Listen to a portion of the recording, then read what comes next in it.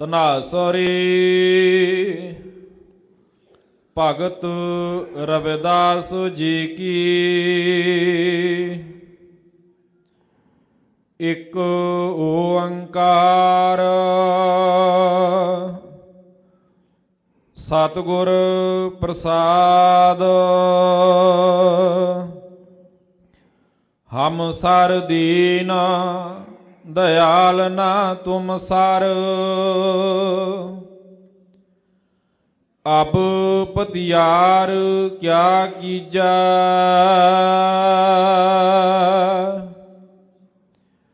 बचने तोर मोर मन माना। जन को पूरन दीजा। हम सर दीन दयाल ना तुम सर। अब पतियार क्या कीजा। बचनी तोरा मोर मन माना। जन को पूरन दीजा। हम बल बल जाओ रमैया कारणे। कारण कवन अबोला रहाऊ। बहुत जन्म बिछुरे थे माधो। इहो जन्म तुम्हारे लेखे। कहे रविदास आस लग जीवो। चिर भयो दर्शन देखे। बहुत जन्म बिछुरे थे माधो। इहो जन्म तुम्हारे लिखे। कहे रविदास आस लग जीवो। चिर भयो दर्शन देखे। वाहिगुरु जी का खालसा वाहिगुरु जी की फतेह। गुरु दर ते हाजर गुरु सवारी खालसा जी, आप जी वडभागे हो जो चौथे पातशाह सोढ़ी सुल्तान सतगुरु धन धन रामदास गुर जिन सिरिया तिने सवारिया। पूरी होई करामात आप सिरजनहारे धारिया। सिखी अते संगती पार ब्रह्म कर नमस्कारिया। इन्हां अजमतां इन्हां वडियाइयां दे मालक गुरु रामदास पातशाह महाराज जी दे पवित्र अस्थान श्री हरमंदर साहिब श्री दरबार साहब जी की यात्रा करदिआं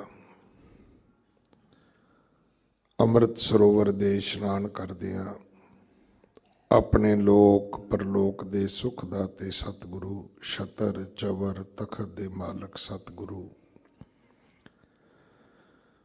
धन धन श्री गुरु ग्रंथ साहिब पातशाह महाराज जी दे दर्शन परसे हन। हुण समा है गुरुद्वारा दीवान अस्थान मंजी साहब विखे जो अज हरि दे मंदिर विचों इस रब्बी घर विचों पोथी परमेश्वर का थान जो सानू आवाजा प्राप्त होया है, जो सतगुरु जी ने अज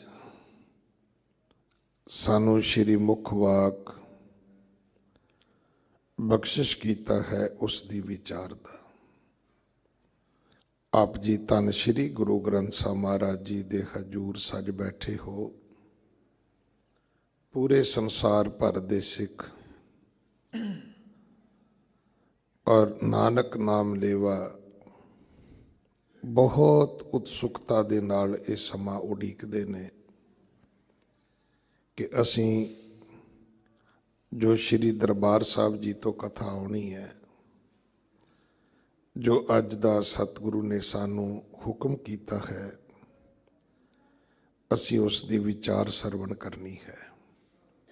अपनियां मन बिरतियां इकागर करो, रसना पवित्र कर दे एक बार, सारे उच्चारण करो जी सतनाम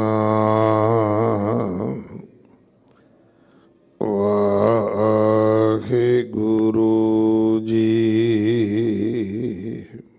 सतनाम श्री वाहिगुरु साहिब जी। तनासुरी भगत रविदास जी की। एक ओंकार सतगुर प्रसाद। राग धनासरी है जिन्हों आपां कवांगे भांडा, पर इस भांडे विच जिहड़ी पवित्र वस्तु है, गुरु की बाणी, गुरु का शब्द, वो अज श्रोमणी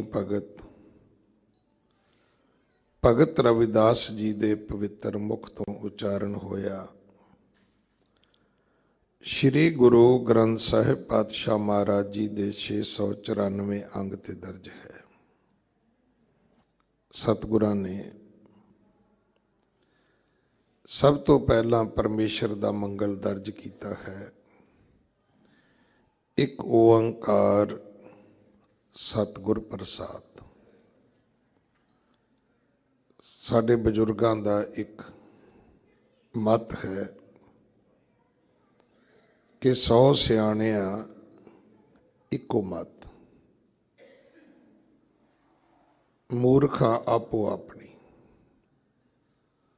100 सियाणे इकट्ठे कर लो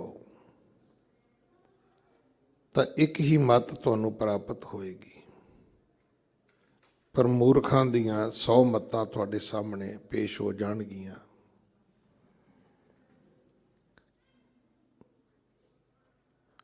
अज भी इस गल की जरूरत है, सानू बहुत वड्डी जरूरत है। जे असीं चाहुंदे आ कि कौम दी, पंथ दी, धर्म दी चढ़दी कला होवे, तो सानू यही मापदंड जिहड़ा है अज भी अपने विच स्थापित करन दी लोड़ है।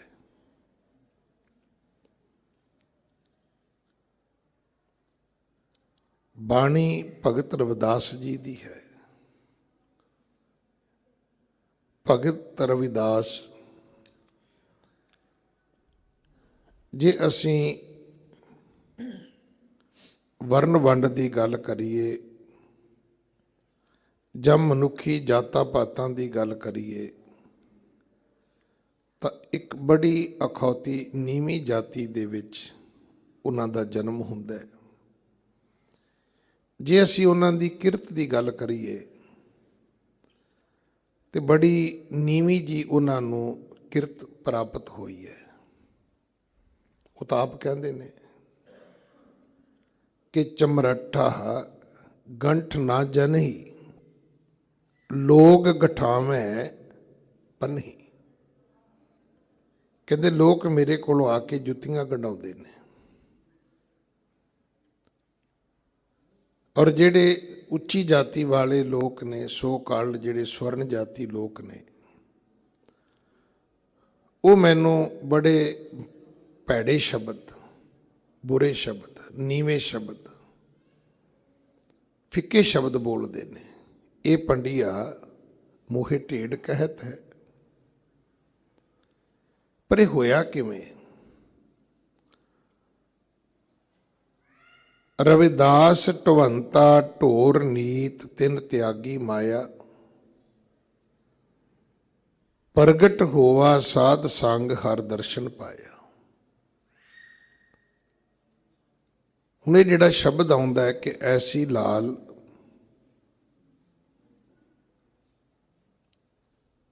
ਤੁਝ ਬਿਨ ਕੌਣ ਕਰੇ। हे ਪ੍ਰਮਾਤਮਾ, ਤੇਰੇ ਤੋਂ ਬਿਨਾ ਕੌਣ ਕਰਨ ਵਾਲਾ ਹੈ।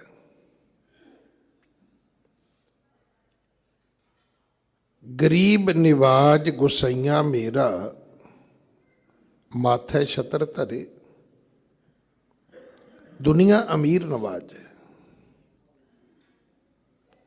ਗਰੀਬ ਨਵਾਜ ਕੋਈ ਨਹੀਂ ਹੈ, ਕਿਉਂਕਿ ਨਿਰਧਨ ਆਦਰ ਕੋਈ ਨਾ ਦੇ। ਕੌਣ ਆਦਰ ਦਿੰਦਾ, ਕੌਣ ਸਨਮਾਨ ਦਿੰਦਾ?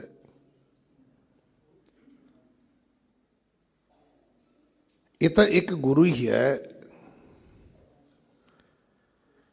ਜਿਨੇ ਰੱਬ ਦਾ ਸਰਗੁਣ ਰੂਪ ਬਣ ਕੇ ਸਾਡੇ ਸਾਹਮਣੇ ਇਹ ਸਭ ਕੁਝ ਪ੍ਰਗਟ ਕੀਤਾ। ਰੱਬ ਤੇ ਕਰਦਾ ਸੀ। ਸਾਡੇ ਵਿੱਚ ਇੱਕ ਬੜੀ ਵੱਡੀ ਇੱਕ ਕੰਟਰੋਵਰਸੀ ਹੈ ਕਿ ਗੁਰੂ ਤੇ ਰੱਬ ਵਿੱਚ ਕੀ ਫਰਕ ਹੈ। ਫਰਕ ਤੇ ਹੈ ਭਾਈ, ਸੋਨੇ ਤੇ ਗਹਿਣੇ ਵਿੱਚ ਫਰਕ ਤੇ ਹੈ। ਸੋਨਾ ਉਹ ਹੈ ਜਿਹੜਾ ਘੜਿਆ ਨਹੀਂ ਹੈ, ਗਹਿਣਾ ਉਹ ਹੈ ਜਿਹੜਾ ਘੜਿਆ ਜਾ ਚੁੱਕਿਆ ਹੈ। ਤੁਸੀਂ ਸੋਨੇ ਦੇ ਬਿਸਕੁਟ ਨੂੰ, ਸੋਨੇ ਦੀ ਇੱਟ ਨੂੰ, ਸੋਨੇ ਦੀ ਡਲੀ ਨੂੰ ਗਹਿਣਾ ਨਹੀਂ ਕਹਿ ਸਕਦੇ, ਅਭੂਖਣ ਨਹੀਂ ਕਹਿ ਸਕਦੇ। ਸੁਣੀ ਪੁਕਾਰ ਦਤਾਰ ਪ੍ਰਭ,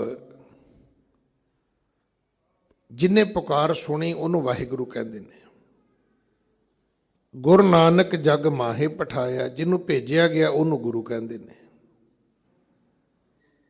ਮੈਂ ਹਮੇਸ਼ਾ ਬੇਨਤੀ ਕਰਦਾ ਕਿ ਗੁਰੂ ਦੇ ਅਰਥ ਗੁਰੂ ਨਾਨਕ, ਗੁਰੂ ਦੇ ਅਰਥ ਗੁਰੂ ਅੰਗਦ ਸਾਹਿਬ, ਗੁਰੂ ਦੇ ਅਰਥ ਗੁਰੂ ਅਮਰਦਾਸ, ਗੁਰੂ ਦੇ ਅਰਥ ਗੁਰੂ ਰਾਮਦਾਸ। ਪਰ ਵਾਹਿਗੁਰੂ ਦੇ ਅਰਥ ਤੁਸੀਂ ਗੁਰੂ ਨਾਨਕ ਕਰ ਪਾਓਗੇ? ਵਾਹਿਗੁਰੂ ਦੇ ਅਰਥ ਗੁਰੂ ਰਾਮਦਾਸ ਤੁਸੀਂ ਕਰ ਸਕੋਗੇ?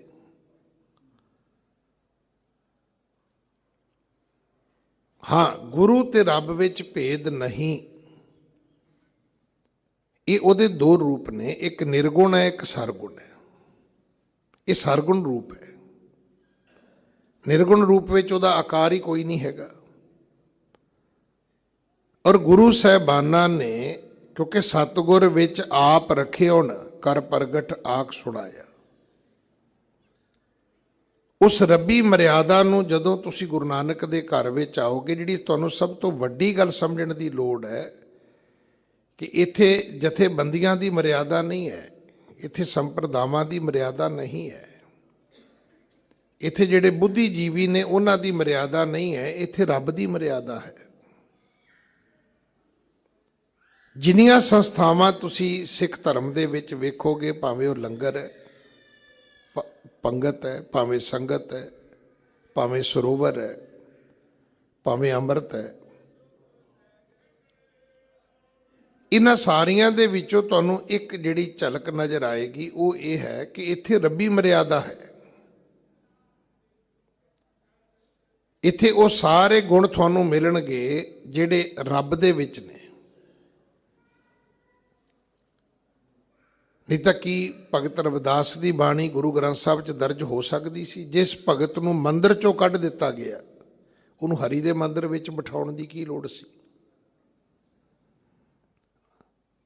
ਸਤਿਗੁਰਾਂ ਨੇ ਬਹੁ ਗਿਣਤੀ ਦੀ ਪਰਵਾਹ ਨਹੀਂ ਕੀਤੀ।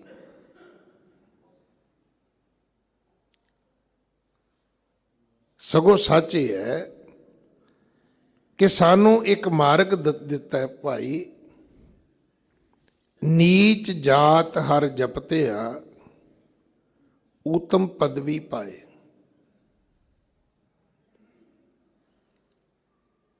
ਹੁਣ ਅਸੀਂ ਕੀ ਕਰਨਾ ਚਾਹੁੰਦੇ ਹਾਂ? ਜੋ ਕੁਝ ਵੀ ਅਸੀਂ ਚਾਹੁੰਦੇ ਹਾਂ ਉਹਨਾਂ ਸਾਰਿਆਂ ਦਾ ਇੱਕ ਮਾਤਰ ਤਰੀਕਾ ਹੈ, ਉਹ ਸਿਰਫ ਭਗਤੀ ਹੈ। ਅੱਜ ਵੀ ਤੁਸੀਂ ਵੇਖ ਲਓ,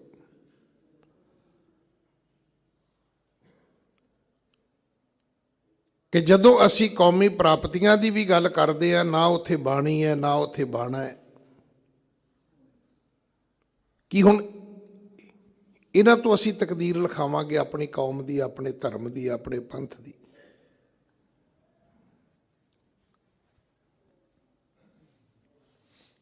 ਅੱਜ ਵੀ ਸਤਿਗੁਰਾਂ ਨੇ ਸਭ ਤੋਂ ਪਹਿਲਾਂ ਪਰਮੇਸ਼ਰ ਦਾ ਮੰਗਲ ਦਰਜ ਕੀਤਾ ਹੈ ਕਿ ਪਹਿਲਾਂ ਭਾਈ ਵਾਪਸ ਆਓ ਔਰ ਇਸ ਗੱਲ ਨੂੰ ਇਕਬਾਲ ਕਰੋ ਕਿ ਪਰਮਾਤਮਾ ਇੱਕ ਹੈ। ਇੰਨੇ ਪਰਮਾਤਮਾ ਨਹੀਂ ਜਿੰਨੇ ਤੁਸੀਂ ਬਣਾ ਲਏ ਨੇ, ਇਹਨੇ ਰੱਬ ਹੈ ਹੀ ਨਹੀਂ।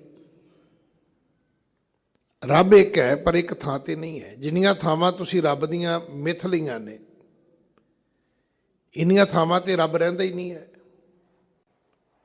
ਜੇ ਤੁਸੀਂ ਕਹੋਗੇ ਵੀ ਹਰ ਥਾਂ ਤੇ ਹੈ, ਤੇ ਫਿਰ ਭਾਈ ਤੇਰੇ ਵੱਖਰੇ ਅੱਡੇ ਦੀ ਕੀ ਲੋੜ ਹੈ? ਜਿਹੜੀ ਤੂੰ ਚਾਰ ਗਜ਼ ਜਗ੍ਹਾ ਘੇਰ ਕੇ ਕਹਿਣਾ ਵੀ ਇੱਥੇ ਰੱਬ ਹੈ, ਫਿਰ ਉਹਦਾ ਤਾਂ ਕੋਈ ਥਾਂ ਹੀ ਨਹੀਂ ਬਚਦਾ। ਫਿਰ ਅਗਰ ਰੱਬ ਸਾਰੀਆਂ ਥਾਵਾਂ ਤੇ ਹੈ ਤੇ ਫਿਰ ਤਾਂ ਉਹ ਜਰੇ ਜਰੇ ਵਿੱਚ ਵਿਆਪਕ ਹੈ, ਕਣ ਕਣ ਵਿੱਚ ਵਿਆਪਕ ਹੈ। ਫਿਰ ਤਾਂ ਉਹ ਜਲ ਥਲ ਮਹੀਲ ਪੂਰਿਆ ਰਵਿਆ ਵਿੱਚ ਬਣਾ, ਉਹ ਤੇ ਜੰਗਲਾਂ ਵਿੱਚ ਵੀ ਹੈ। ਫਿਰ ਤੇਰੇ ਚਾਰ ਗੱਜ ਦੀ ਸਤੌਤ ਦੀ ਕੀ ਮੀਨਿੰਗ ਹੈ ਬਈ? ਉਹਦਾ ਕੀ ਅਰਥ ਹੈ?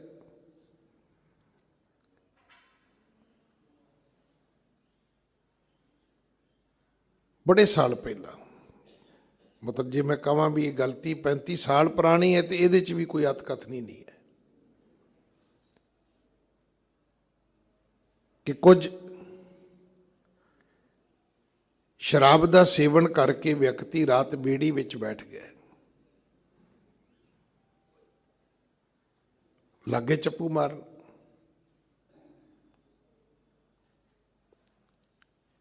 ਉਧਰੋਂ ਪ੍ਰਭਾਤ ਹੋ ਗਈ, ਉਧਰੋਂ ਨਸ਼ਾ ਉਤਰ ਗਿਆ। ਹੁਣ ਇੱਕ ਦੂਜੇ ਨੂੰ ਪੁੱਛਦਾ ਵੀ ਕਿੱਥੇ ਪਹੁੰਚੇ ਆ? ਉਹ ਆਸਾ ਪਾਸਾ ਵੇਖ ਕੇ ਕਹਿੰਦਾ ਵੀ ਕਿਤੇ ਵੀ ਨਹੀਂ। ਕਹਿੰਦਾ ਕਿਉਂ? ਕਹਿੰਦੇ ਬੇੜੀ ਜਿਸ ਰੱਸੇ ਨਾਲ ਬੱਧੀ ਸੀ ਉਹ ਰੱਸਾ ਤੇ ਖੋਲਿਆ ਹੀ ਨਹੀਂ, ਬੇੜੀ ਤੇ ਕੰਢੇ ਖਲੋਤੀ ਹੈ। ਜਿੰਨੇ ਵੀ ਅਸੀਂ ਯਤਨ ਕਰ ਲਈਏ, ਜਿੰਨੇ ਵੀ ਯਤਨ ਅਸੀਂ ਅੱਗੋਂ ਕਰਾਂਗੇ, ਦੇਖੋ ਅੱਜ ਇਹ ਸ਼ਬਦ ਜਿਹੜੇ ਨੇ ਸਾਰੇ ਬੜੇ ਪਿਆਰੇ ਸ਼ਬਦ ਨੇ। ਇਸ ਜਿਹੜੀ ਅੱਜ ਦੀ ਦੁਨੀਆ ਹੈ ਇਹਨੇ ਸਾਨੂੰ ਹੋਰ ਬੜੇ ਤਰੀਕੇ ਸਮਝਾਏ ਨੇ, ਇੱਕਦਮ ਸਾਨੂੰ ਸਮਝ ਆਉਣੀ ਚਾਹੀਦੀ ਹੈ। ਅਗਰ ਤੁਹਾਡੀ ਗੱਡੀ ਦੀ ਅਲਾਈਨਮੈਂਟ ਗਲਤ ਹੋ ਗਈ ਹੈ, ਤੁਹਾਡੀ ਗੱਡੀ ਦਾ ਟਾਈਮਿੰਗ ਸੈੱਟ ਨਹੀਂ ਹੈ, ਤੁਹਾਡੀ ਗੱਡੀ ਦੀ ਟਿਊਨਿੰਗ ਠੀਕ ਨਹੀਂ ਹੈ, ਤੁਸੀਂ ਕੀਰਤਨ ਕਰਨ ਵਾਲਿਆਂ ਨੂੰ ਵੇਖਿਆ, ਉਹ ਕਹਿੰਦੇ ਵਾਜੇ ਸੁਰ 'ਚ ਨਹੀਂ ਹੈਗੇ, ਅਸੀਂ ਕੀ ਕਰਾਂਗੇ?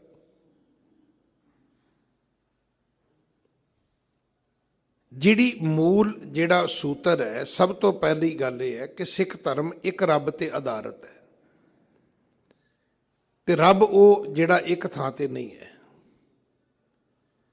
ਰੱਬ ਉਹ ਹੈ ਜਿਹੜਾ ਸਾਰੀਆਂ ਥਾਵਾਂ ਤੇ ਹੈ, ਤੇ ਉਹ ਰੱਬ ਜਿਹੜਾ ਗੁਰੂ ਦੀ ਕਿਰਪਾ ਤੋਂ ਬਿਨਾਂ ਨਹੀਂ ਮਿਲਦਾ।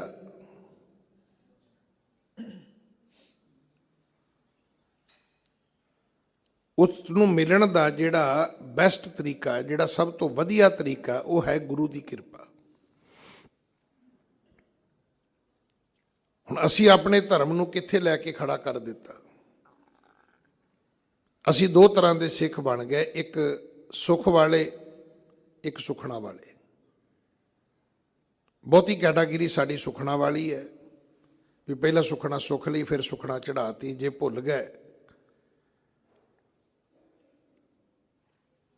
ਤੇ ਜ਼ਿੰਦਗੀ 'ਚ ਕੋਈ ਵੀ ਗੱਲ ਹੋਈ ਤੇ ਉਹ ਫਿਰ ਉਹੀ ਕੋਈ ਪਤਾ ਨਹੀਂ, ਕੋਈ ਸੁਖਣਾ ਭੁੱਲ ਨਾ ਗਏ ਹੋਈਏ ਅਸੀਂ, ਫਿਰ ਉਹ ਅੰਧ ਵਿਸ਼ਵਾਸ ਵਿੱਚ ਚਲੇ ਗਏ। ਜਾਂ ਅੱਜ ਇਹੀ ਪ੍ਰਚਾਰ ਕੀਤਾ ਜਾ ਰਿਹਾ ਵੀ ਜੇ ਤੁਸੀਂ ਇੱਧਰ ਆਓਗੇ ਤਾਂ ਤੁਹਾਨੂੰ ਸਾਰੇ ਸੁੱਖ ਮਿਲਣਗੇ, ਤੁਹਾਡੇ ਗੁਰੂ ਦਾ ਆਵਾਜ਼ਾ ਇਹ ਨਹੀਂ ਸੀਗਾ, ਉਹਨਾਂ ਦਾ ਆਵਾਜ਼ਾ ਇਹ ਸੀਗਾ ਕਿ ਪਹਿਲਾਂ ਮਰਨ ਕਬੂਲ, ਜੀਵਨ ਕੀ ਛੱਡ ਆਸ। ਪਹਿਲਾਂ ਤੂੰ ਕੀ ਮੌਤ ਦੇ ਸੱਚ ਨੂੰ ਪ੍ਰਮਾਣ ਕਰਦਾ ਹੈ ਕਿ ਜੀਵਨ ਦੀਆਂ ਆਸਾਂ ਜਿਹੜੀਆਂ ਨੇ ਕਿ ਉਹਦੇ ਵਿੱਚੋਂ ਤੂੰ ਨਿਕਲਣਾ ਚਾਹੁੰਦਾ ਹੈ, ਜਾਂ ਕੀ ਤੇਰੇ ਅੰਦਰ ਜੋ ਤੋ ਪ੍ਰੇਮ ਖੇਲਣ ਕਾ ਚਾਓ। ਇਹ ਪ੍ਰੇਮ ਦੀ ਖੇਡ ਹੈ, ਸਿੱਖ ਧਰਮ ਬੱਧਾ ਚੱਟੀ ਦੀ ਖੇਡ ਨਹੀਂ ਹੈ। ਤੁਸੀਂ ਵੇਖ ਲਓ ਜਿਹੜੇ ਬੱਚਿਆਂ ਨੂੰ ਪ੍ਰੇਮ ਪੈਦਾ ਹੋਇਆ ਹੈ,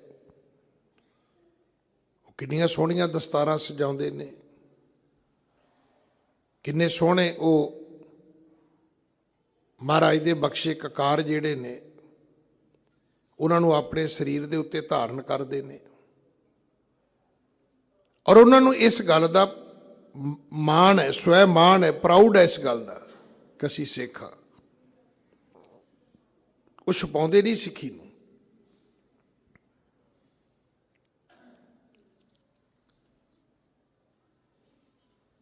ਗੁਰੂ ਦੀ ਕਿਰਪਾ ਵਾਸਤੇ ਇਹ ਸਾਰੇ ਯਤਨ ਸਨ।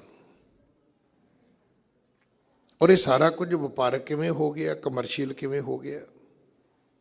ਮਤਲਬ ਆਸਾ ਦੀ ਵਾਰ ਦੇ ਵਾਸਤੇ ਵੀ ਕਿਹਾ ਜਾਂਦਾ ਹੈ ਵੀ ਜਿਹੜੀ ਬਾਣੀ ਆਸਾ ਪੂਰੀਆਂ ਕਰਦੀ ਹੈ। ਮਤਲਬ ਜੇ ਆਸਾ ਨਾ ਪੂਰੀਆਂ ਕਰੇ ਤੇ ਫਿਰ ਤੇ ਨਹੀਂ ਨਾ ਪੜ੍ਹਨੀ ਚਾਹੀਦੀ ਆਪਾਂ ਨੂੰ। ਸੁਖਮਨੀ ਸਾਹਿਬ ਵਾਸਤੇ ਵੀ ਇਦਾਂ ਹੀ ਕਰ ਦਿੱਤਾ ਗਿਆ ਵੀ ਜੇ ਸੁਖ ਚਾਹੀਦਾ, ਮਣੀ ਚਾਹੀਦੀ ਤੇ ਸੁਖਮਨੀ ਪੜ੍ਹੋ। ਇਸੇ ਕਰਕੇ ਜਪਜੀ ਪੜ੍ਹਦਾ ਹੀ ਕੋਈ ਨਹੀਂ।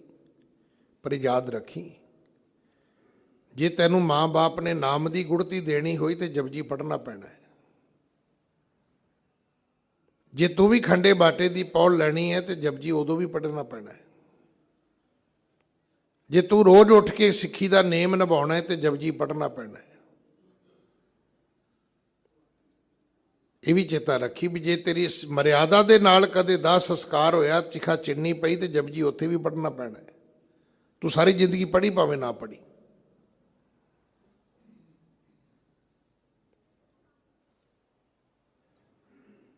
ਮਤਲਬ ਅਸੀਂ ਉਸ ਪਾਸੇ ਜਾਣਾ ਹੀ ਨਹੀਂ ਚਾਹੁੰਦੇ ਜਿੱਥੇ ਸਭ ਤੋਂ ਪਹਿਲਾਂ ਲਿਖਿਆ ਵੀ ਹੁਕਮ ਰਜਾਈ ਚੱਲਣਾ।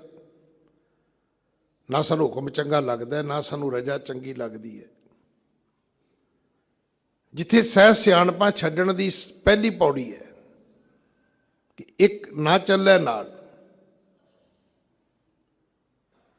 ਅੱਜ ਵੀ ਤੁਸੀਂ ਵੇਖੋ ਚਤਰਾਈਆਂ ਦੇ ਰਸਤੇ ਤੋਂ ਅਸੀਂ ਕਹਿੰਦੇ ਵੀ ਅਸੀਂ ਸਾਰਾ ਕੁਝ ਹੀ ਹਾਸਲ ਕਰ ਲਵਾਂਗੇ। ਗੁਰੂ ਨੇ ਸਾਨੂੰ ਇਹਨਾਂ ਗੱਲਾਂ ਤੋਂ ਰੋਕਿਆ। ਇਹਦਾ ਅਰਥ ਇਹ ਨਹੀਂ ਹੈ ਕਿ ਤੁਹਾਨੂੰ ਸ਼ਾਇਦ ਰੱਬ ਨਹੀਂ ਮਿਲੇਗਾ, ਮਿਲ ਜਾਏਗਾ, ਪਰ ਜੁਗੋ ਜੁਗ ਤੁਰੇ ਚੱਲੋ। ਪਰ ਜੇ ਤੁਸੀਂ ਗੁਰੂ ਦੇ ਰਸਤੇ ਤੇ ਤੁਰੋਗੇ ਤੇ ਤੁਹਾਨੂੰ ਆਪਣੀ ਜ਼ਿੰਦਗੀ ਨੂੰ ਲੈਬੋਰਟਰੀ ਬਣਾਉਣ ਦੀ ਲੋੜ ਨਹੀਂ ਪੈਗੀ। ਵੱਖ-ਵੱਖ ਉਹਦੇ 'ਚ ਕੈਮੀਕਲ ਪਾ ਕੇ ਵੱਖਰੇ ਵੱਖਰੇ ਐਕਸਪੀਰੀਅੰਸ, ਰੋਜ਼ ਤਜਰਬਾ, ਨਵੇਂ ਤੋਂ ਨਵਾਂ, ਨਵੇਂ ਤੋਂ ਨਵਾਂ, ਤੁਹਾਨੂੰ ਸਮਾਂ ਬਰਬਾਦ ਕਰਨਾ ਨਹੀਂ ਪਵੇਗਾ। ਇਸੇ ਕਰਕੇ ਗੁਰੂ ਨੇ ਆਖਿਆ ਸੀ ਤੂੰ ਸੰਗਤ ਵਿੱਚ ਆ ਜਾ, ਕਿਉਂਕਿ ਸੰਗਤ ਦੇ ਵਿੱਚ ਜੇ ਤੂੰ ਗੁਰਮੁਖ ਗਾਡੀ ਮਾਰਗ ਤੇ ਚੱਲਣਾ ਹੈ ਤੇ ਬੜੇ ਗੁਰਮੁਖ ਬੈਠੇ ਮਿਲ ਜਾਣਗੇ ਤੈਨੂੰ। ਬਾਣੀ ਭਗਤ ਰਵਿਦਾਸ ਜੀ ਦੇ ਪਵਿੱਤਰ ਮੁਖ ਤੋਂ ਉਚਾਰਨ ਹੋਈ ਹੈ, ਪਰ ਇਹ ਬਾਣੀ ਵੀ ਧੁਰ ਕੀ ਬਾਣੀ ਹੈ। ਇਹ ਬਾਣੀ ਵੀ ਖਸਮ ਕੀ ਬਾਣੀ ਹੈ। ਇਹ ਬਾਣੀ ਵੀ ਵਾਹ ਵਾਹ ਬਾਣੀ ਨਿਰੰਕਾਰ ਹੈ।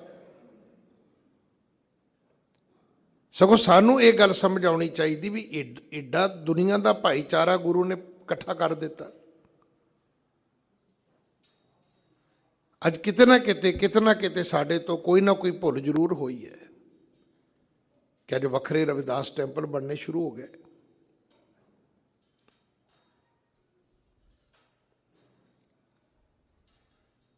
ਕੀ ਅਸੀਂ ਦੱਸਣ ਵਿੱਚ ਕਿਤੇ ਭੁੱਲ ਕਰ ਗਏ ਕਿ ਜਿਹੜਾ ਭਗਤ ਹਰਮੰਦਰ ਵਿੱਚ ਬੈਠਾ, ਕਿਹੜੇ ਦੁਨੀਆ ਦੇ ਵੱਡੇ ਮੰਦਰ 'ਚ ਤੁਸੀਂ ਬਿਠਾਉਣਾ ਚਾਹੁੰਦੇ ਹੋ?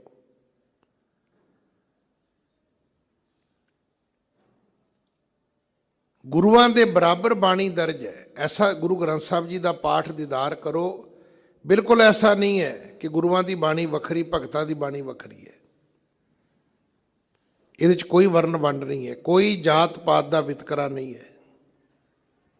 ਸਾਰੀ ਬਾਣੀ ਨੂੰ ਪੂਰੇ ਗੁਰੂ ਗ੍ਰੰਥ ਸਾਹਿਬ ਜੀ ਨੂੰ ਗੁਰਤਾ ਗੱਦੀ ਪ੍ਰਾਪਤ ਹੋਈ ਹੈ। ਇਹ ਨਹੀਂ ਕਿ ਗੁਰੂਆਂ ਦੀ ਬਾਣੀ ਨੂੰ ਗੁਰਤਾ ਗੱਦੀ ਮਿਲ ਗਈ ਤੇ ਦੂਜੀ ਨੂੰ ਨਹੀਂ ਮਿਲੀ। ਅੱਜ ਜਦੋਂ ਇਹ ਮੁੱਖ ਵਾਕ ਪ੍ਰਾਪਤ ਹੋਇਆ ਤੇ ਇਹਦਾ ਓਨਾ ਹੀ ਮਹੱਤਵ ਹੈ ਜਿੰਨਾ ਕਦੇ ਗੁਰੂ ਦੀ ਬਾਣੀ ਦੇ ਵਿੱਚੋਂ ਮੁੱਖ ਵਾਕ ਆਵੇ ਤੇ ਉਹਦਾ ਮਹੱਤਵ ਹੈ। ਕਿੰਨਾ ਕੁਝ ਸਾਨੂੰ ਅੱਜ ਪ੍ਰਾਪਤ ਹੋਇਆ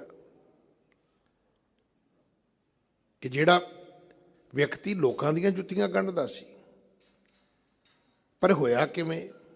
ਗੋਬਿੰਦ ਗੋਬਿੰਦ ਗੋਬਿੰਦ ਸੰਗ ਨਾਮ ਦਿਓ ਮਨ ਲੀਨਾ, ਆੜ ਦਾਮ ਕੋ ਸ਼ੀਪਰੋ ਹੋਇਓ ਲਾਖੀਨਾ, ਬੁਣਨਾ ਤਨਨਾ ਤਿਆਗ ਕੈ ਪ੍ਰੀਤ ਚਰਨ ਕਬੀਰਾ, ਨੀਚ ਕੁਲਾਂ ਜੁਲਾਹਰਾ ਭਇਓ ਗੁਣੀ ਗਹੀਰਾ, ਰਵਿਦਾਸ ਢਵੰਤਾ ਢੋਰ ਨੀਤ ਤਿਨ ਤਿਆਗੀ ਮਾਇਆ, ਪ੍ਰਗਟ ਹੋਵਾ ਸਾਧ ਸੰਗ ਹਰ ਦਰਸ਼ਨ ਪਾਇਆ, ਸੈਣ ਨਾਈ ਬੁੱਤ ਕਾਰੀਆ ਉਹ ਘਰ ਘਰ ਸੁਣਿਆ, ਹਿਰਦੈ ਵਸਿਆ ਭਾਰ ਬ੍ਰਹਮ ਭਗਤਾ ਮੈਂ ਗਣਿਆ,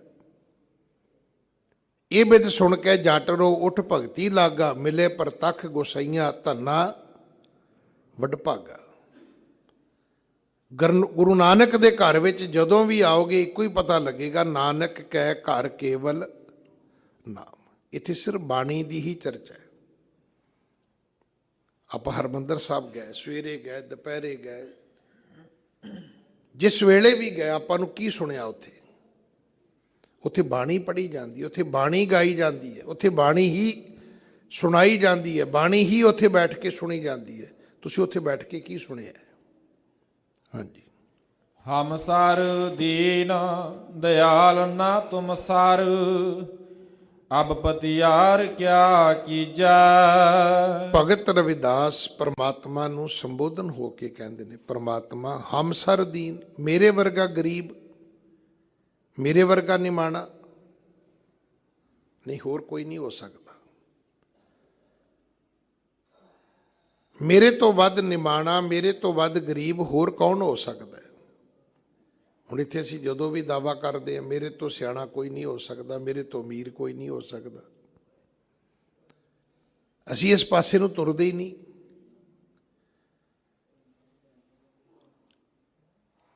ਇੱਕ ਸਵਈਆ ਅਮੂਮਨ ਮੇਰਾ ਖਿਆਲ ਹੈ ਕਿ ਹਰ ਰੋਜ਼, ਔਰ ਹਰ ਰੋਜ਼ ਇੱਕ ਵਾਰੀ ਨਹੀਂ ਬਹੁਤ ਵਾਰੀ ਇਸ ਘਰ ਵਿੱਚ ਪੜ੍ਹਿਆ ਜਾਂਦਾ ਹੈ, ਹਮ ਅਵਗੁਣ ਭਰੇ। ਬਾਰ ਬਾਰ ਕਿਹਾ ਜਾਂਦਾ ਹੈ, ਏਕ ਗੁਣ ਨਾਹੀ ਅੰਮ੍ਰਿਤ ਛਾੜ ਬਿਖੈ ਬਿਖਾਈ, ਮਾਇਆ ਮੋਹ ਭਰਮ ਪੈ ਭੂਲੇ, ਸੁਤ ਦਾਰਾ ਸਿਓ ਪ੍ਰੀਤ ਲਗਾਈ। ਹਮ ਅਵਗੁਣ ਭਰੇ। ਹੁਣ ਤੁਸੀਂ ਲੱਭਿਓ ਆਪਣੀ ਕੌਮ ਦੇ ਵਿੱਚ ਕੋਈ ਹੈ ਕਿ ਜਿਹੜਾ ਕਵੇ ਜੀ ਮੇਰੇ ਚੌਗਣ ਨੇ, ਅਸੀਂ ਕੋਈ ਪਾਠ ਪੜ੍ਹੀ ਜਾਂਦੇ, ਤੂੰ ਬੜਾ ਸਿਆਣਾ ਹੈ। ਇਸੇ ਕਰਕੇ ਅਸੀਂ ਕਿਸੇ ਨੂੰ ਪੱਲੇ ਨਹੀਂ ਬੱਧਾ। ਜਿਸ ਘਰ ਦੀ ਯਾਤਰਾ ਇੱਥੋਂ ਸ਼ੁਰੂ ਹੁੰਦੀ ਹੋਵੇ, ਜੇ ਇਹ ਤੁਸੀਂ ਕਹਿਣਾ ਚਾਹੁੰਦੇ ਹੋ ਕਿ ਗੁਰੂ ਰਾਮਦਾਸ ਰਾਖੋ ਸ਼ਰਣਾਈ, ਤੇ ਪਹਿਲੀ ਗੱਲ ਤੇ ਮੰਨੋ ਨਾ ਵੀ ਹਮ ਅਵਗੁਣ ਭਰੇ। ਜੇ ਤੁਸੀਂ ਸਿਆਣੇ ਹੋ, ਜੇ ਤੁਹਾਡੇ ਕੋਲੇ ਸਾਰਾ ਕੁਝ, ਤਾਂ ਤੁਹਾਨੂੰ ਕਿਸੇ ਦੀ ਸ਼ਰਨ ਦੀ ਕੀ ਲੋੜ ਹੈ? ਤੁਹਾਨੂੰ ਕਿਸੇ ਦੇ ਚਰਨਾਂ 'ਚ ਬਹਿਣ ਦੀ ਕੀ ਲੋੜ ਹੈ? ਤੁਹਾਨੂੰ ਕਿਸੇ ਦੇ ਓਟ ਸਹਾਰੇ ਦੀ ਕੀ ਲੋੜ ਹੈ? ਭਗਤ ਜੀ ਕਹਿੰਦੇ ਨੇ ਹਮ ਸਰ ਦੀਨ, ਮੇਰੇ ਵਰਗਾ ਗਰੀਬ ਨਿਮਾਣਾ ਹੋਰ ਕੋਈ ਨਹੀਂ ਹੈ। ਦਿਆਲ ਨਾ ਤੁਮ ਸਰ, ਤੇ ਤੇਰੇ ਤੋਂ ਵੱਡਾ ਦਿਆਲੂ ਵੀ ਕੋਈ ਨਹੀਂ ਹੈ। ਸਭ ਜਗ ਫਿਰ ਮੈਂ ਵੇਖਿਆ, ਹਰ ਇੱਕੋ ਦਾਤਾ। ਪਰ ਇੱਥੇ ਖੇਤ ਜਾਓ ਤੇ ਵਡੇਰਿਆਂ ਦੀਆਂ ਥਾਵਾਂ ਬਣੀਆਂ ਨੇ, ਘਰ ਆਓ ਤੇ ਪੀਰਖਾਨੇ ਬਣੇ ਹੋਏ ਨੇ। ਰਾਹ ਦੀ ਤੇ ਗੱਲ ਹੀ ਛੱਡ ਦਿਓ ਨਾ ਵੀ ਕੀ ਕੀ ਹੈਗਾ। ਇੰਨੀਆਂ ਥਾਵਾਂ ਤੋਂ ਕਦੋਂ ਨਿਕਲ ਕੇ ਤੂੰ ਆਵੇਂਗਾ ਤੇ ਕਵੇਂਗਾ ਵੀ ਦਿਆਲ ਨਾ ਤੁਮ ਸਰ, ਤੇਰੇ ਵਰਗਾ ਦਇਆਵਾਨ, ਤੇਰੇ ਵਰਗਾ ਦਿਆਲੂ, ਤੇਰੇ ਵਰਗਾ ਦਾਤਾ, ਤੇਰੇ ਵਰਗਾ ਬਖਸ਼ਣਹਾਰ ਕੋਈ ਦੁਨੀਆ ਤੇ ਨਹੀਂ ਹੈਗਾ।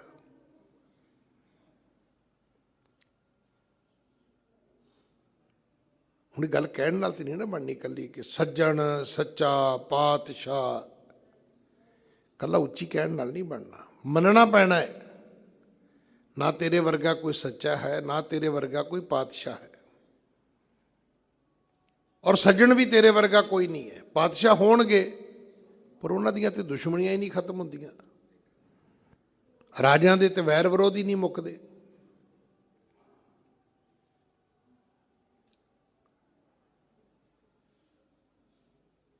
ਕੀ ਇਦਾਂ ਨਹੀਂ ਹੁੰਦਾ? ਨਿਜ਼ਾਮ ਹੈਦਰਾਬਾਦ ਦਾ ਹੈ ਪਰ ਉਹਦੀ ਜਿਹੜੀ ਪਰਸਨਲ ਸਿਕਿਉਰਿਟੀ ਹੈ ਉਹ ਮਹਾਰਾਜਾ ਰਣਜੀਤ ਸਿੰਘ ਦੀ ਹੈ। ਹਾਲਾਂਕਿ ਉਹ ਗੁਰੂ ਘਰ ਦੇ ਪ੍ਰਤੀ ਕਿੰਨਾ ਕੁ ਸ਼ਰਧਾਲੂ ਹੋਏਗਾ ਇਹ ਨਹੀਂ ਮੈਨੂੰ ਪਤਾ, ਪਰ ਮਹਾਰਾਜਾ ਰਣਜੀਤ ਸਿੰਘ ਦੇ ਬਹੁਤ ਨੇੜੇ ਸੀ ਉਹ। ਕੋਈ ਲੱਭੇਗਾ ਤੁਹਾਨੂੰ ਐਸਾ ਸੱਜਣ ਹੋਵੇ, ਸੱਚਾ ਵੀ ਹੋਵੇ, ਪਾਤਸ਼ਾਹ ਵੀ ਹੋਵੇ, ਨਹੀਂ ਤੇ ਰਾਜੇ ਤਾਂ ਝੂਠੇ ਹੁੰਦੇ ਨੇ, ਰਾਜੇ ਕਦੇ ਸੱਚੇ ਨਹੀਂ ਹੁੰਦੇ। ਤੇ ਜੇ ਕੋਈ ਵਿਰਲਾ ਰਾਜਾ ਸੱਚਾ ਹੋਏਗਾ, ਬਹੁਤ ਵਿਰਲਾ, ਕੋਈ ਕਰੋੜਾਂ ਰਾਜਿਆਂ ਚੋਂ ਕੋਈ ਇੱਕ ਰਾਜਾ ਐਸਾ ਹੋਏਗਾ। ਪਰ ਸਾਡੇ ਕੋਲ ਤੇ ਇੰਨਾ ਕੁਝ ਸਵੈਮਾਨ ਕਰਨ ਵਾਸਤੇ ਹੈ। ਅੱਜ ਪਾਕਿਸਤਾਨ ਇੱਕ ਟੋਟਲ ਇੱਕ ਇਸਲਾਮਕ ਇੱਕ ਮੁਲਕ ਹੈ, ਪਰ ਕਦੇ ਸੁਣਿਆ ਤੁਸੀਂ ਵੀ ਉੱਥੇ ਕਿਸੇ ਨੇ ਮਹਾਰਾਜਾ ਰਣਜੀਤ ਸਿੰਘ ਦੇ ਕਿਸੇ ਸਥਾਨ ਦੀ ਕੋਈ ਤੋੜਾ ਤੜਾਈ ਕੀਤੀ ਹੋਵੇ? ਉਹ ਕਹਿੰਦੇ ਸਾਨੂੰ ਮਹਾਰਾਜਾ ਰਣਜੀਤ ਸਿੰਘ ਤੋਂ ਪਤਾ ਲੱਗਿਆ ਕਿ ਸਿੱਖ ਕੌਣ ਹੁੰਦੇ ਨੇ ਤੇ ਸਿੱਖੀ ਕੀ ਹੁੰਦੀ ਹੈ।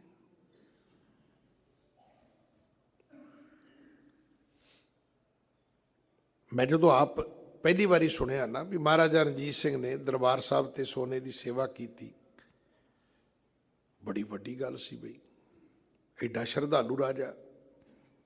ਫਿਰ ਪਤਾ ਲੱਗਾ ਵੀ ਜਿੰਨਾ ਸੋਨਾ ਇੱਥੇ ਲਾਇਆ, ਇੰਨਾ ਸੋਨਾ ਉਹਨੇ ਲਾਹੌਰ ਸ਼ਾਹੀ ਮਸਜਿਦ ਨੂੰ ਭੇਜਿਆ, ਇੰਨਾ ਹੀ ਸੋਨਾ ਉਹਨੇ ਬਨਾਰਸ ਦੇ ਸ਼ਿਵ ਮੰਦਿਰ ਨੂੰ ਭੇਜਿਆ। ਫਿਰ ਮਨ 'ਚ ਤਰਕ ਹੈ ਵੀ ਕਾਹਦਾ ਸਿੱਖਾਂ ਦਾ ਰਾਜਾ ਸੀ। ਪਰ ਬੜੇ ਸਾਲ ਬੀਤਣ ਤੋਂ ਬਾਅਦ ਸਮਝ ਆਈ ਵੀ ਨਹੀਂ, ਰਾਜੇ ਚੁਲੀ ਨਿਆਮ ਕੀ, ਕਿਉਂਕਿ ਉਹਨੇ ਜਿਹੜਾ ਇਹ ਸੋਨਾ ਲਾਇਆ ਸੀ ਖਜ਼ਾਨੇ ਚੋਂ ਕੱਢਿਆ ਸੀ, ਤੇ ਖਜ਼ਾਨੇ 'ਚ ਟੈਕਸ ਮੁਸਲਮਾਨਾਂ ਦਾ ਵੀ ਸੀ ਤੇ ਹਿੰਦੂਆਂ ਦਾ ਵੀ ਸੀ। ਰਾਜੇ ਨੂੰ ਪ੍ਰਜਾਪਤੀ ਕਹਿੰਦੇ ਨੇ, ਮੱਲਾਪਤੀ ਨਹੀਂ ਹੁੰਦਾ ਰਾਜਾ, ਕਲੋਨੀਪਤੀ ਨਹੀਂ ਹੁੰਦਾ। ਰਾਜਾ ਪ੍ਰਜਾ ਦਾ ਪਤੀ ਹੈ। ਉਹਦੀ ਜਦੋਂ ਰਾਜਾ ਤੁਸੀਂ ਬਣ ਗਏ ਤੇ ਫਿਰ ਸਾਰੀ ਪ੍ਰਜਾ ਦੇ ਪ੍ਰਤੀ ਤੁਹਾਡਾ ਇੱਕੋ ਹੀ ਧਰਮ ਹੈ, ਕਿਸੇ ਲਈ ਵੱਧ ਕਿਸੇ ਲਈ ਘੱਟ। ਇਹ ਰਾਜੇ ਦਾ ਧਰਮ ਨਹੀਂ ਹੈ। ਮੈਂ ਬੇਨਤੀ ਕਰ ਰਿਹਾ ਸੀ ਵੀ ਸੱਜਣ ਸੱਚਾ ਪਾਤਸ਼ਾਹ ਸਿਰ ਸ਼ਾਹਾਂ ਦੇ ਸ਼ਾਹ। ਇੱਕ ਦਿਨ ਹਜੂਰ ਸਾਹਿਬ ਭਾਈ ਲਖਵਿੰਦਰ ਸਿੰਘ ਹੋਰੀ ਸ਼ਬਦ ਪੜ੍ਹ ਰਹੇ ਸੀ, ਮੈਂ ਕਮਰੇ ਸੀਗਾ, ਰਾਤ ਦਾ ਵਕਤ ਸੀ, ਉੱਥੇ ਸਮਾਗਮ ਹੋ ਰਿਹਾ ਸੀ। ਜਦੋਂ ਉਹਨਾਂ ਨੇ ਸ਼ਬਦ ਸ਼ੁਰੂ ਕੀਤਾ ਨਾ, ਤੇ ਮਨ ਕਰੇ ਵੀ ਮੈਂ ਭਾਵੇਂ ਇੱਦਾਂ ਹੀ ਚਾਦਰ ਦੀ ਬੁੱਕਲ ਮਾਰ ਕੇ ਚਲੇ ਜਾਵਾਂ। ਸ਼ਬਦ ਸੀ, ਤੁਮ ਹੋ ਸਭ ਰਾਜਨ ਕੇ ਰਾਜਾ। ਵੇਖੋ ਹੁਣ ਪੜ੍ਹਨ ਦਾ ਤਰੀਕਾ ਹੈ, ਹੁਣ ਇਹਨੂੰ ਇਕੱਠਾ ਕਰ ਦਿਓਗੇ ਤੇ ਉਹ ਪ੍ਰਭਾਵ ਤੁਹਾਡੇ ਮਨ ਨੇ ਕਬੂਲਣਾ ਹੀ ਨਹੀਂ ਹੈ। ਤੁਮ ਹੋ ਸਭ ਰਾਜਨ ਕੇ ਰਾਜਾ, ਕੇਵਲ ਤੁਸੀਂ ਹੋ। ਦਿਆਲ ਨਾ ਤੁਮ ਸਰ, ਤੇਰੇ ਵਰਗਾ ਹੋਰ ਕੋਈ ਨਹੀਂ ਹੈ। ਅਬ ਪਤੀ ਆਰ ਕਿਆ ਕੀਜੈ, ਪਰਮਾਤਮਾ ਹੋਰ ਕਿੰਨਾ ਕੁ ਪਰਤਾਵਾ ਲੈਣਾ ਮੇਰਾ ਤੂੰ, ਹੋਰ ਕਿੰਨੀ ਕੁ ਮੇਰੀ ਪਰਖ ਕਰਨੀ ਹੈ, ਕਿੰਨਾ ਕੁ ਚਿਰ ਮੈਨੂੰ ਹੋਰ ਕਸਵੱਟੀ ਤੇ ਲਾਵੇਂਗਾ ਤੂੰ। ਮੈਂ ਨਿਮਾਣਾ ਹਾਂ, ਮੈਂ ਗਰੀਬ ਹਾਂ, ਮੈਂ ਗਰੀਬ, ਮੈਂ ਮਸਕੀਨ। ਸਤਿਗੁਰੂ ਦੀ ਬਾਣੀ ਨੇ ਇਹ ਸ਼ਬਦ ਸਾਨੂੰ ਬਾਰ-ਬਾਰ ਦਿੱਤੇ ਨੇ, ਪਰ ਅਸੀਂ ਇੱਕ ਸ਼ਬਦ ਕੈਰੀ ਕਰ ਲਿਆ ਸੀ ਸਰਦਾਰ ਆ ਜੀ। ਤੇ ਮੈਨੂੰ ਖਿਮਾ ਕਰਨਾ, ਮੈਂ ਪੁੱਛਣਾ ਚਾਹੁੰਦਾ ਵੀ ਕਿੱਦਾਂ ਦੇ ਸਰਦਾਰ ਆਪਾਂ? ਸਰਦਾਰ ਤੇ ਡਾਕੂਆਂ 'ਚ ਵੀ ਹੁੰਦੇ ਨੇ। ਜਿਹੜਾ ਡਾਕੂਆਂ ਦਾ ਮੁਖੀ ਹੋਵੇ ਉਹਨੂੰ ਸਰਦਾਰ ਹੀ ਕਹਿੰਦੇ ਨੇ। ਅਸੀਂ ਉੱਦਾਂ ਦੇ ਨਹੀਂ ਆ। ਜਿਸ ਗੁਰੂ ਨੇ ਤੁਹਾਨੂੰ ਸਰਦਾਰੀ ਦਿੱਤੀ ਉਹਨੇ ਕੀ ਕਿਹਾ ਸੀ? ਉਹਨੇ ਕਿਹਾ ਸੀ ਇਨ ਗਰੀਬ ਸਿੱਖਣ ਕੋ, ਜੇ ਬੋਲ ਸਕਦੇ ਤੇ ਮੇਰੇ ਨਾਲ ਬੋਲੋ, ਇਨ ਗਰੀਬ ਸਿੱਖਣ ਕੋ ਦੂੰ ਪਾਤਸ਼ਾਹੀ याद करे हमरी गुरियाई। फिर की किया? इन्हीं को सरदार बनाऊं। आख्या सी मैं गरीब सिखा नूं पातशाहियां देवांगा। तो सरदारी तो हैगी ते सिखी किथे है? मतलब गड्डी तो हैगी 40 लाख दी ते केस किथे ने? ਕੋਠੀ ਤੇ ਹੋ ਸਕਦਾ 4 ਕਰੋੜ ਦੀ ਵੀ ਹੋਵੇ ਤੇ ਘਰ ਦੇ ਵਿੱਚ ਬਾਣੀ ਦਾ ਨਿਤਨੇਮ ਦਾ ਗੁਟਕਾ ਵੀ ਹੈ ਨਹੀਂਗਾ। ਸ਼ਰਾਬ ਤੇ ਹੋ ਸਕਦੀ ਕਈ ਕਿਸਮ ਦੀ ਹੋਵੇ। ਗੁਰੂ ਨੇ ਕਿਹਾ ਸੀ ਇਹਨੇ ਗਰੀਬ ਸਿੱਖਣ ਕੋ ਦੂੰ ਪਾਤਸ਼ਾਹੀ, ਇਹਨਾਂ ਗਰੀਬ ਸਿੱਖਾਂ ਨੂੰ ਪਾਤਸ਼ਾਹੀਆਂ ਦਿਆਂਗਾ ਜਿਹੜੇ ਕਹਿਣਗੇ ਹਮ ਸਰ ਦੀਨ ਦਿਆਲ ਨਾ ਤੁਮ ਸਰ। ਹੈ ਕੋਈ ਗੁਰੂ ਕਲਗੀਧਰ ਪਾਤਸ਼ਾਹ ਤੋਂ ਵੱਡਾ ਕੋਈ ਨਵਾਜ਼ਿਸ਼ ਕਰ ਸਕਦਾ ਸਾਡੇ ਤੇ? ਭੂਰਿਆਂ ਵਾਲੇ ਰਾਜੇ ਕੀਤੇ, ਮੁਗਲਾਂ ਯਹਿਰ ਪਿਆਲੇ ਪੀਤੇ। काम हमारा तोलन तकड़ी नंगी करद कबू नहीं पकड़ी, चिड़ी उड़े तो हम डर जाए, मुगलों से कैसे लड़ पाए। इथों चुक ले। आख्या मैं इन्हों सरदारियां देवांगा और दित्तियां। तो असीं वो एक शब्द चुक लिया, बाकी सारा ही छड़ दिता। सिखा तेरी सरदारी सिखी नाल ही है, चीज़ां नाल नहीं है।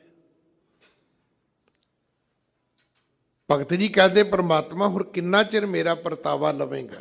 हाँ जी।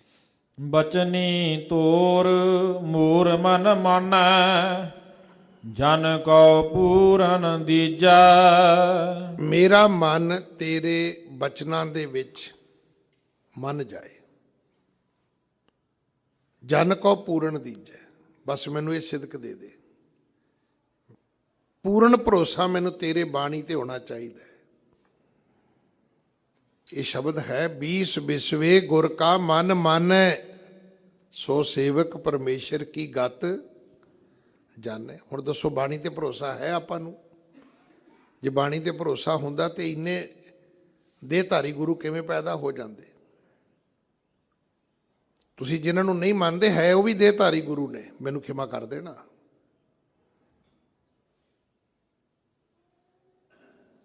ਤੁਹਾਨੂੰ ਫਤਿਹ ਬੁਲਾ ਕੇ ਵੀ ਪੈਰੀਂ ਹੱਥ ਲਾਉਣੇ ਪੈਂਦੇ ਨੇ। ਇੱਕ ਦਿਨ ਨਾਲ ਲਾਇਓ, ਫਿਰ ਪਤਾ ਲੱਗੇ, ਅਗਲੀ ਵਾਰੀ ਮਿਲਣ ਲੱਗਿਆ ਟਾਈਮ ਲੱਗੇਗਾ ਤੁਹਾਨੂੰ। ਫਤਿਹ ਬੁਲਾਉਣ ਤੋਂ ਬਾਅਦ ਵੀ ਲੰਮੇ ਪੈ ਕੇ ਮੱਥਾ ਟੇਕਣਾ ਪੈਂਦਾ ਹੈ। ਇੱਕ ਵਾਰੀ ਨਾ ਟੇਕਿਓ, ਜੇ ਅਗਲੀ ਵਾਰੀ ਉਹਨੇ ਕਹਿਣਾ ਇਹਨੂੰ ਬਾਹਰ ਰੋਕੀ ਯਾਰ, ਇਹ ਤਾਂ ਸਾਰਾ ਮਾਹੌਲ ਹੀ ਖਰਾਬ ਕਰ ਦੇਗਾ।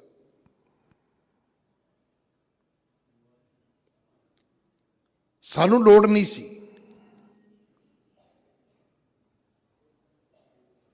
ਸਾਨੂੰ ਉਹ ਰੂਹਾਂ ਚਾਹੀਦੀਆਂ ਸੀ ਜਿਹੜੀਆਂ ਸਾਨੂੰ ਗੁਰੂ ਨਾਲ ਜੋੜ ਦਿੰਦੀਆਂ। ਅਸੀਂ ਉਹਨਾਂ ਲਈ ਸੀਸ ਵੱਢ ਕੇ ਵੀ ਮੂੜਾ ਬਣਾਉਣ ਲਈ ਤਿਆਰ ਸਾਂ। ਸਾਨੂੰ ਹੁਕਮ ਸੀ ਗੁਰੂ ਦਾ, ਤੈ ਸਾਹਿਬ ਕੀ ਬਾਤ ਜੇ ਆਖੈ ਕਹੋ ਨਾਨਕ ਕਿਆ ਦੀਜੈ। ਕਹਿੰਦੇ ਸੀਸ ਵੱਢੇ ਕਰ ਬੈਸਨ ਦੀਜੈ। ਉਹਦੇ ਲਈ ਕੁਰਸੀ ਨਹੀਂ ਚਾਹੀਦੀ, ਸੋਫਾ ਨਹੀਂ ਚਾਹੀਦਾ। ਉੱਥੇ ਤਾਂ ਸਿਰ ਕੱਟ ਕੇ ਕਹਿਣਾ ਸਾਰੇ ਇੱਥੇ ਬੈਠੋ, ਮੇਰੇ ਸਿਰ ਮੱਥੇ ਬੈਠੋ ਮੇਰੇ।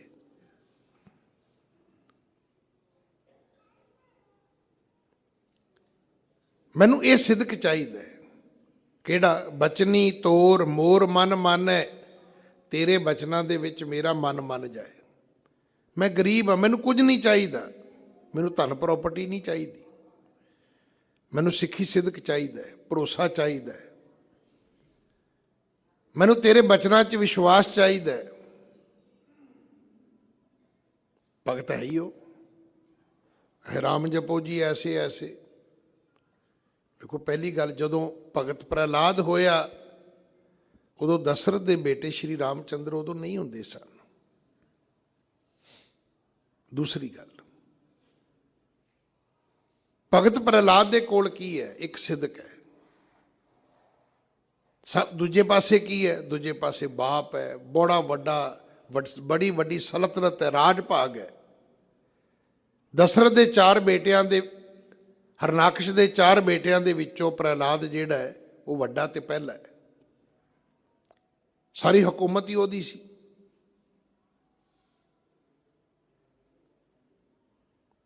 ਇੱਥੇ ਅਸੀਂ ਕੁਰਸੀ ਪ੍ਰਾਪਤ ਕਰਨ ਲਈ ਪਾਠ ਕਰਨਾ ਚਾਹੁੰਦੇ ਹਾਂ। ਉਹ ਤੂੰ ਪਾਠ ਕਰ, ਕੁਰਸੀਆਂ ਮਗਰ ਤੁਰੀਆਂ ਫਿਰਨਗੀਆਂ ਤੇਰੇ। ਬ੍ਰਹਮ ਬਿੰਦੈ ਤਿਸ ਦਾ ਬ੍ਰਹਮਤ ਰਹੈ, ਏਕ ਸ਼ਬਦ ਲਿਵ ਲਾਏ, ਨਵ ਨਿਧੀ 18 ਸਿੱਧੀ ਪਿੱਛੇ ਲੱਗੀਆਂ ਫਿਰੈ, ਜੋ ਹਰ ਹਿਰਦੈ ਸਦਾ ਵਸਾਏ। ਬਚਨੀ ਤੋਰ ਮੋਰ ਮਨ ਮਾਨੈ, ਜਨ ਕੋ ਪੂਰਨ ਦੀਜੈ। ਇੱਥੇ ਪੂਰਨ ਦੀਜੇ ਤੋਂ ਅਰਥ ਹੈ ਪੂਰਨ ਸਿਦਕ, ਭਰੋਸਾ, ਵਿਸ਼ਵਾਸ। ਹਾਂਜੀ, ਹਉ ਬਲ ਬਲ ਜਾਉ ਰਮਈਆ ਕਾਰਣੇ। ਹੇ ਪ੍ਰਮਾਤਮਾ, ਮੈਂ ਤੇਰੇ ਤੋਂ ਸਦਕੇ ਜਾਣਾ, ਕੁਰਬਾਨ ਜਾਣਾ, ਵਾਰਨੇ ਜਾਣਾ, ਬਲਹਾਰਨੇ ਜਾਣਾ। ਹਾਂਜੀ, ਕਾਰਨ ਕਵਨ ਅਬੋਲ। ਤੇ ਤੁਸੀਂ ਮੇਰੇ ਨਾਲ ਗੱਲ ਕਿਉਂ ਨਹੀਂ ਕਰਦੇ? ਮੈਂ ਤੇ ਤੁਹਾਡਾ ਭਗਤ ਹਾਂ, ਮੈਂ ਤੇ ਤੁਹਾਡਾ ਸੇਵਕ ਹਾਂ। ਹਾਂਜੀ, ਰਹਾਉ ਬਹੁਤ ਜਨਮ ਬਿਛੁਰੇ ਥੇ ਮਾਧੋ, ਇਹੋ ਜਨਮ ਤੁਮਾਰੇ ਲਿਖੇ। ਬੜੇ ਜਨਮ ਬਤੀਤ ਹੋ ਗਏ ਤੁਹਾਡੇ ਤੋਂ ਵਿਛੜਿਆ। ਕਈ ਜਨਮ ਭੈ ਕੀਟ ਪਤੰਗਾ, ਕਈ ਜਨਮ ਗਜ ਮੀਨ ਕੁਰੰਗਾ, ਕਈ ਜਨਮ ਪੰਖੀ ਸਰਪ ਹੋਇਓ, ਕਈ ਜਨਮ ਹੈਵਰ ਬ੍ਰਿਖ ਜੋਇਓ। ਇਹ ਜਨਮਾਂ ਦੇ ਗੇੜ ਨੇ। ਮਤ ਸੋਚਣਾ ਵੀ ਕਿਤੇ ਸੜਕ ਭੁੱਲ ਗਏ ਤੇ ਅਗਲੇ ਰਾਉਂਡ ਬਾਊਟ ਤੋਂ ਜਾ ਕੇ ਚੌਂਕ ਤੋਂ ਮੁੜ ਆਓਗੇ ਤੁਸੀਂ। ਨਹੀਂ, ਇਹ ਤਾਂ 84 ਲੱਖ ਜੂਨਾਂ ਤੋਂ ਬਾਅਦ ਮੁੜ ਕੇ ਆਉਣਾ ਪਏਗਾ। ਇਸ ਪੌੜੀ ਤੇ ਜੋ ਨਰ ਚੂਕੈ, ਸੋ ਆਏ ਜਾਏ ਦੁੱਖ ਪਾਏਦਾ। ਬੜਾ ਲੰਬਾ ਗੇੜ ਹੈ। ਬਹੁਤ ਜਨਮ, ਬੜੇ ਜਨਮ ਹੋ ਗਏ ਨੇ। ਵਿਛਰੇ ਥੇ ਮਾਧੋ, ਇਹ ਜਨਮ ਤੁਮਾਰੇ ਦੇਖੇ। ਹੁਣ ਜਿਹੜਾ ਜਨਮ ਹੈ ਇਹ ਤਾਂ ਸਿਰਫ ਤੁਹਾਡੀ ਭਗਤੀ ਵਾਸਤੇ ਹੈ, ਤੁਹਾਡੀ ਆਰਾਧਨਾ ਵਾਸਤੇ ਹੈ, ਤੁਹਾਡੇ ਸਿਮਰਨ ਵਾਸਤੇ ਹੈ। ਹਾਂਜੀ, ਕਹਿ ਰਵਿਦਾਸ ਆਸ ਲਗ ਜੀਵੋ, ਚਿਰ ਭਇਓ ਦਰਸ਼ਨ ਦੇਖੇ। ਭਗਤ ਰਵਿਦਾਸ, ਕਹਿ ਰਵਿਦਾਸ, ਆਸ ਲਗ ਜੀਵੋ, ਇੱਕੋ ਹੀ ਆਸ ਵਿੱਚ ਜਿਉਂਦਾ ਹਾਂ ਕਿ ਚਿਰ ਭਇਓ ਦਰਸ਼ਨ ਦੇਖੇ। ਬਹੁਤ ਸਮਾਂ ਹੋ ਗਿਆ, ਹੁਣ ਦੇਰੀ ਨਾ ਕਰ, ਹੁਣ ਮੇਰੇ ਤੇ ਕਿਰਪਾ ਕਰ। ਮੈਨੂੰ ਕੁਝ ਨਹੀਂ ਚਾਹੀਦਾ, ਮੈਨੂੰ ਸਿਰਫ ਤੇਰੇ ਦੀਦਾਰ ਚਾਹੀਦੇ ਨੇ, ਮੈਨੂੰ ਤੇਰੇ ਦਰਸ਼ਨ ਚਾਹੀਦੇ ਨੇ।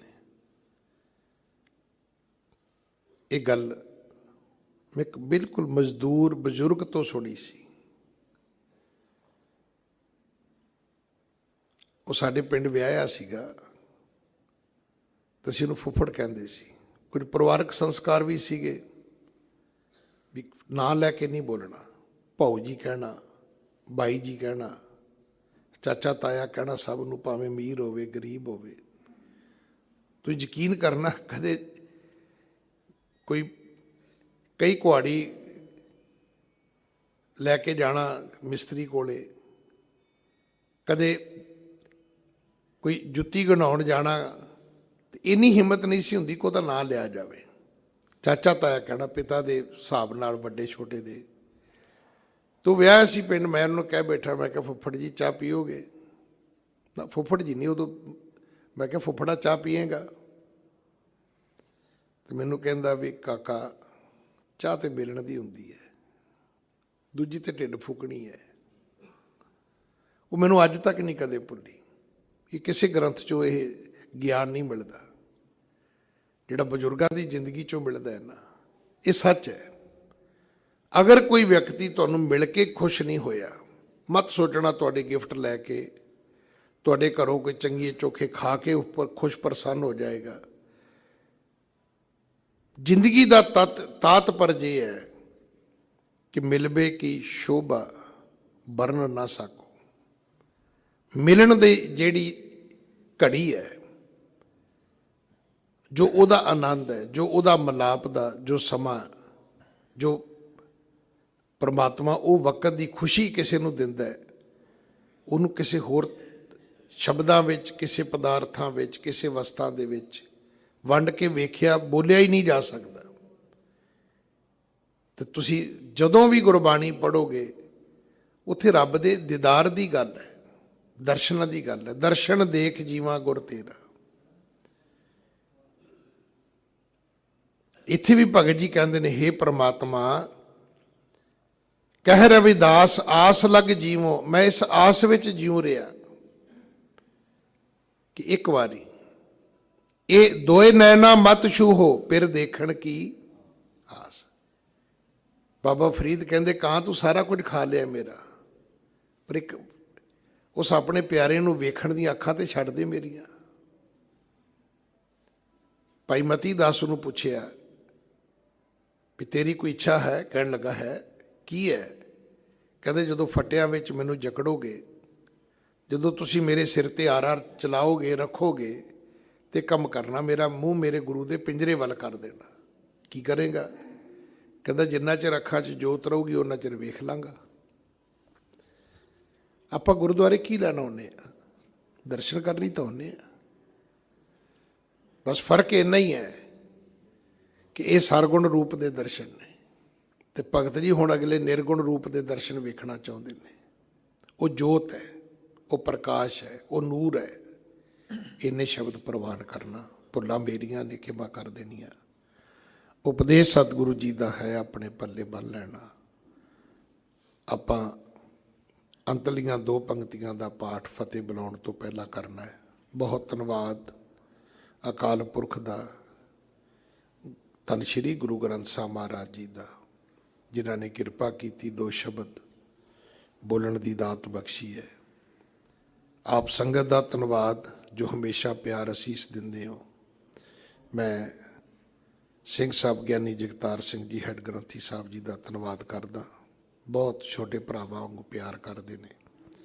ਉਹਨਾਂ ਨੇ ਸਮਾਂ ਵੰਡ ਕੀਤੀ, ਆਪ ਜੀ ਦੇ ਦਰਸ਼ਨ ਹੋਏ ਨੇ। ਸਤਿਗੁਰੂ ਉਹਨਾਂ ਤੋਂ ਚੜ੍ਹਦੀ ਕਲਾ 'ਚ ਸੇਵਾ ਲੈਣ, ਸਿਹਤ ਜਾਬੀ ਬਖਸ਼ਣ। ਆਓ ਆਪਾਂ ਫਤਿਹ ਬੁਲਾਉਣ ਤੋਂ ਪਹਿਲਾਂ ਅੰਤਲੀਆਂ ਪੰਕਤੀਆਂ ਦਾ ਪਾਠ ਕਰੀਏ। ਹਾਂਜੀ। ਬਹੁਤ ਜਨਮ ਵਿਛੁਰੇ ਥੇ ਮਾਧੋ, ਇਹੋ ਜਨਮ ਤੁਮਾਰੇ ਲਿਖੇ। ਕਹੇ ਰਵਿਦਾਸ ਆਸ ਲਗ ਜੀਵੋ,